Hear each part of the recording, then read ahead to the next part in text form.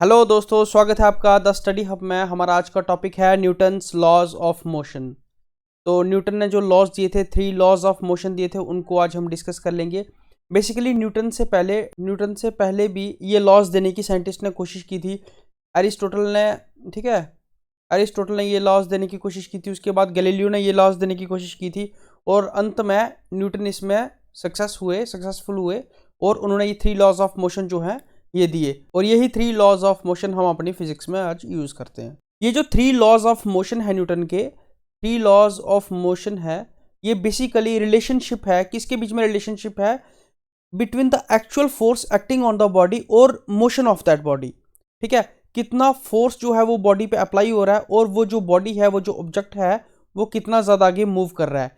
इनके बीच में जो रिलेशन है, ये जो 3 लॉज हैं, इस रिलेशन के बारे में, ठीक है, इस रिलेशन के बारे में है ये 3 लॉज।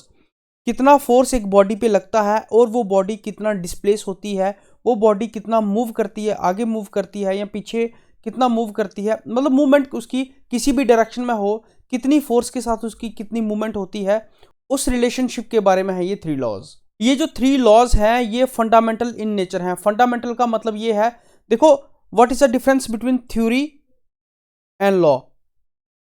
थ्योरी और लॉ में क्या डिफरेंस होता है? अब जैसे ज्योग्राफी में एक थ्योरी है, प्लेट टेक्टोनिक्स थ्योरी, और ये जो लॉज ऑफ मोशन है, ये 3 लॉज ऑफ मोशन है न्यूटन के। अब न्यूटन के लॉज ऑफ मोशन और प्लेट टेक्टोनिक्स थ्योरी में क्या फ़र्क है? इनमें फ़र्क ये है, जो न्यूटन के लॉज ऑफ मोशन है वो फंडामेंटल इन नेचर हैं। फंडामेंटल का मतलब ये है, अगर सिचुएशन सेम है तो ये लॉज जो है वो इक्वली इफेक्ट करेंगे। मतलब कि जैसे कि फर्स्ट लॉ ऑफ मोशन है कि अगर कोई चीज़ है, अगर कोई बॉल है, ठीक है, बॉल ले लेते हैं, या कोई बस ले लेते हैं। अगर कोई बस है या कोई बॉल है, कोई फुटबॉल है, उसको मैंने किक मारी, उस फुटबॉल को मैंने किक मारी, तो फुटबॉल आगे जाएगा। लेकिन उस फुटबॉल को रोकने के लिए भी एक फोर्स जो है वो प्ले होगी और उस फोर्स का नाम है फ्रिक्शन फोर्स। तो ऐसी सिचुएशन में कोई भी चीज़, कोई भी ऑब्जेक्ट जो है, उसको रुकने के लिए फ्रिक्शनल फोर्स की ज़रूरत है, या तो कोई आर्टिफिशियल फोर्स जो कि हम लोग लगाएंगे, हम उसको खुद रोकेंगे, ऐसी कोई फोर्स लगाने की ज़रूरत है। या तो कोई चीज़ अगर रुकी हुई है तो उसको हिलाने के लिए, उसको मूव करवाने के लिए कोई ना कोई फोर्स की ज़रूरत है।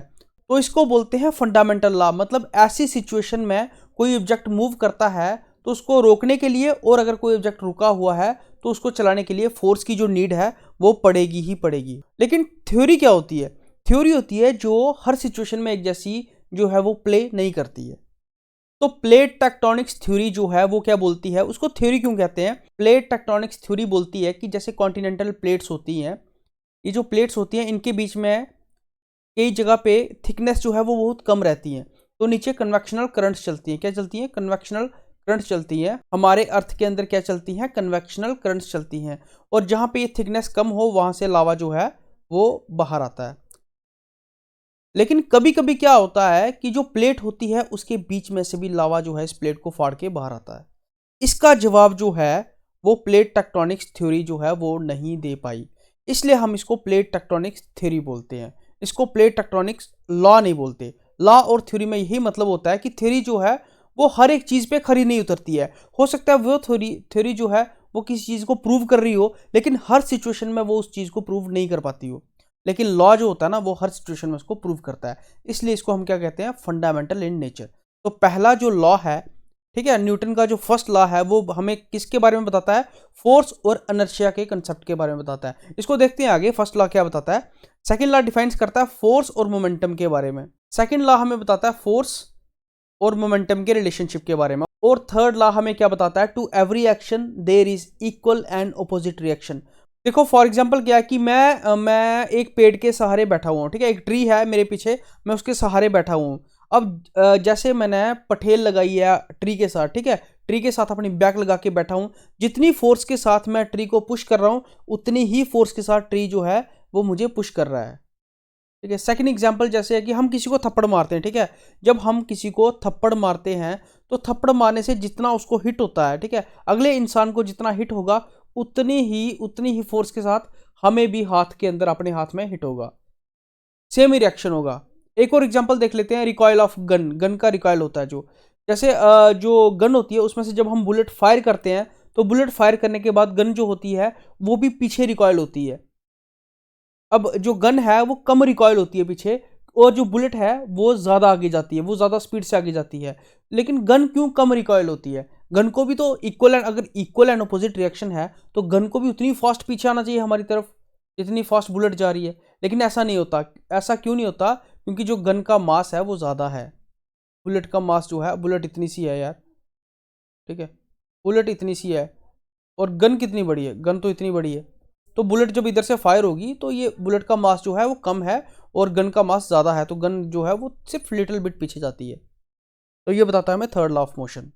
तो फर्स्ट न्यूटन लॉ हमें क्या बताता है कि कोई भी बॉडी जो है अगर वो स्ट्रेट लाइन में यूनिफॉर्म मोशन में चल रही है तो वो उसी मोशन में चलती रहेगी, ठीक है, उसी मोशन में चलती रहेगी जब तक, कब तक? जब तक उसको कोई अदर एक्सटर्नल फोर्स नहीं आती और उसको रोकती नहीं है।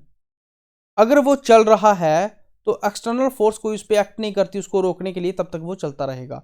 और अगर वो रुका हुआ है तो जब तक कोई एक्सटर्नल फोर्स उसको धक्का नहीं देती, उसको, ठीक है, हिट नहीं करती, तब तक वो रुका ही रहेगा। और यहां से जो कंसेप्ट आता है वो आता है इनर्शिया का। किसका? इनर्शिया का कंसेप्ट आता है यहां पे।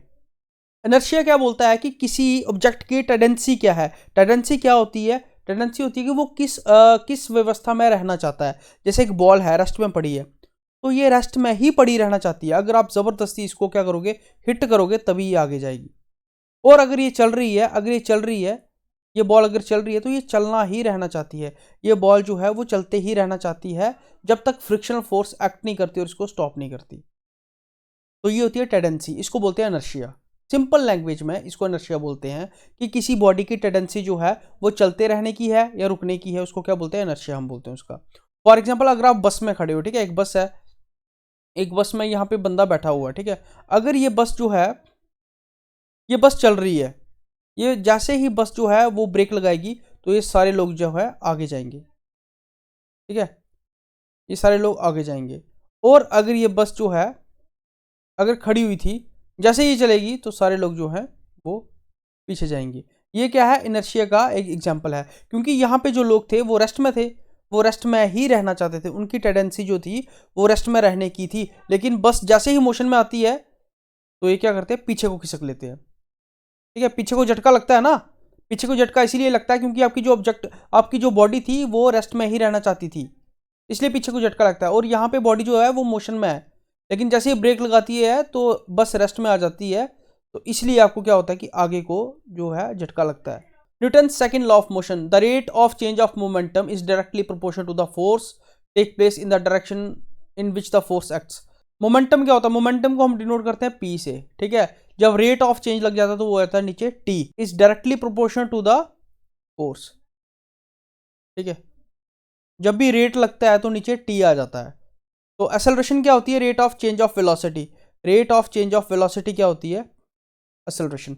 जब भी हम रेट लगाएंगे, जब भी कहीं पे आप रेट देखोगे कि रेट लगा हुआ नीचे, उसको हम T से डिवाइड कर देंगे, तो वो क्या हो जाता है? Rate of change.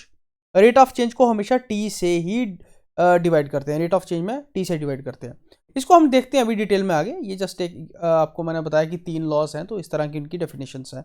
ये है to every action there is equal and opposite reaction, ठीक है। F A B equal to minus जो है वो ऑपोजिट रिएक्शन की बात करता है, एफ बी ए। तो इतना तो आपको पता चल जाएगा। Force on A by B, तो इधर माइनस का मतलब है फोर्स ऑन बी बाय ए।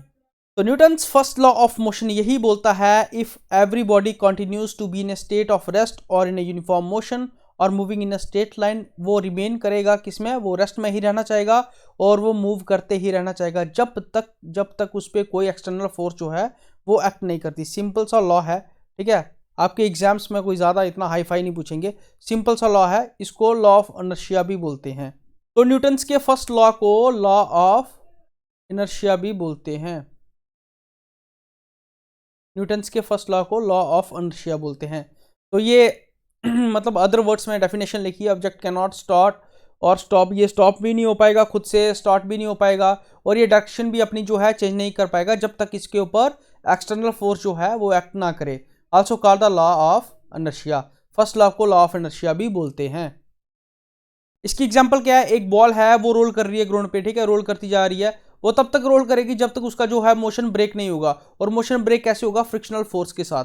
या तो फ्रिक्शनल फोर्स के साथ ब्रेक होगा मोशन, या तो कोई इंसान आके उसको पकड़ लेता है बॉल को, तभी उसका मोशन जो है ब्रेक होगा। ऐसे उस बॉल का मोशन जो है वो ब्रेक नहीं होगा। एक बिग मिसकंसेप्शन ये भी है, जैसे देखो ये ग्राउंड है, यहाँ पे जो है वो बॉल एक पड़ी हुई है, एक बॉल यहाँ पे पड़ी हुई है। हमें लगता है कि इस पे कोई भी फोर्सेस जो है वो एक्ट नहीं कर रही हैं इस टाइम, कोई भी फोर्सेस जो है इस पे एक्ट नहीं कर रही हैं। इसमें ग्रेविटेशन फोर्सेस भी है, ठीक है, वो ग्रेविटेशन फोर्स एक्ट कर रही है, ठीक है। हमें ऐसा लगता है कि इसमें कोई भी जो है फोर्सेस एक्ट नहीं कर रही हैं, इसमें फ्रिक्शनल फोर्सेस जो हैं वो भी एक्ट कर रही हैं, जो इसको ना इधर जाने दे रही है ना इधर जाने दे रही है। ग्रेविटेशन फोर्स ना इसको ऊपर जाने दे रही है। तो हमें ऐसा लगता है कि इसमें जो फोर्सेस हैं, इस बॉल के ऊपर जो फोर्सेस हैं वो नहीं लग रही हैं, वो नेग्लिजिबल हैं। लेकिन ऐसा नहीं है, forces are not zero, forces zero नहीं है, उनका जो रिजल्टेंट है वो जीरो है। और रिजल्टेंट जीरो कैसे है? क्योंकि ये जो फोर्सेस हैं वो बैलेंस्ड हैं। जितना फोर्स यहां से लग रहा है फ्रिक्शनल, उतना ही यहां से लग रहा है। जितना ग्रेविटेशन इसको खींच रही है उतना ही इसको ये पुश भी कर रही है। जितनी, ठीक है, जैसे हम चलते हैं, हम अगर जमीन पे चल रहे हैं, जितनी जोर से हम जमीन को पुश कर रहे हैं अपने पैर से पीछे, उतने ही जोर से हमें जमीन क्या कर रही है? आगे फेंक रही है, जिस वजह से हम चल पा रहे हैं, वॉक कर पा रहे हैं। वैसे ही ये बॉल है, ये बॉल जो है जितनी जोर से नीचे गिर रही है, मतलब जितना जोर ये ग्राउंड पे लगा रही है, उतनी ही जोर से ग्राउंड उसको ऊपर भी धकेल रही है।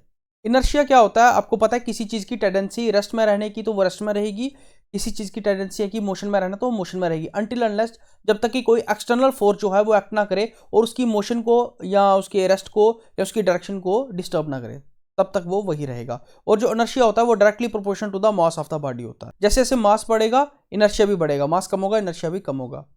अनबैलेंस्ड एंड बैलेंस्ड फोर्स क्या होता है? एक बॉक्स है, ठीक है, एक बॉक्स है, वो स्टेबल पे पड़ा हुआ है। ये बॉक्स जो है इस टेबल को नीचे को फोर्स लगा रहा है, और ये जो टेबल है इस बॉक्स को स्थिर रखने के लिए, बैलेंस रखने के लिए ऊपर को फोर्स लगा रहा है। तो नेट रिजल्टेंट फोर्स जो है वो जीरो है, इसलिए बॉक्स जो है वो यहाँ पे पड़ा हुआ है। तो ये क्या हुई? Balance force. इसको क्या बोलेंगे? Balanced force. लेकिन अगर यही बॉक्स जो है, इसको कोई इंसान उठाता है और इस बॉक्स को उठा लेता है ऊपर, इस बॉक्स को ऊपर उठा लेता है, तो वो एक्स्ट्रा फोर्स लगाएगा। क्या करेगा? वो एक्स्ट्रा फोर्स लगाएगा और इस बॉक्स को ऊपर उठा लेगा। तो यहाँ पे जो है नेट फोर्स जो है वो जीरो नहीं है। यहाँ पे जो है नेट फोर्स, उसका जो मैग्नीट्यूड है वो चेंज हो चुका है। यहाँ पे नेट फोर्स जीरो नहीं है। अगर नेट फोर्स जीरो होती तो ये बॉक्स यहाँ से हिलता ही नहीं। नेट फोर्स जो है, नेट रिजल्टेंट फोर्स जो है, अगर वो जीरो होती तो बॉक्स हिलता ही नहीं। तो यहाँ पे जब इंसान जो है अपनी वो ज़्यादा फोर्स लगाता है, एक्स्ट्रा फोर्स लगाता है, तो इस बॉक्स को उठा लेता है यहाँ से, तो नेट फोर्स जो है वो रिजल्टेंट होती नहीं है। तो इसको बोलते हैं अनबैलेंस्ड फोर्स, ठीक है, इसको बोलते हैं बैलेंस्ड फोर्स, इसको बोलते हैं अनबैलेंस्ड फोर्स। तो ये था आज का लेक्चर, ये काफ़ी ज़्यादा हो जाएगा अगर मैं सेकंड लॉ और थर्ड लॉ भी ले लूँ तो, ठीक है। तो I think it's okay for today. Thank you so much and God bless you all.